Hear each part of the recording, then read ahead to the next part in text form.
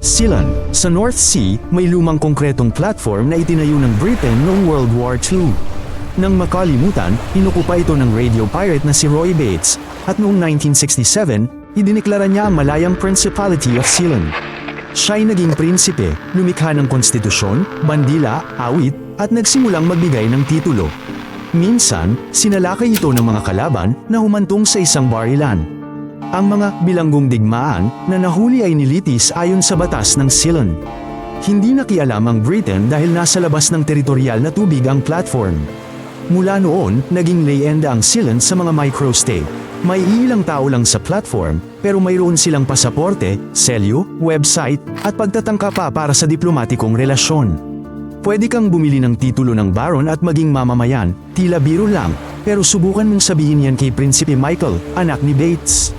Seryoso niyang pinamamahalaan ang kanyang bansa sa isang piraso ng konkreto sa gitna ng malamig na dagat.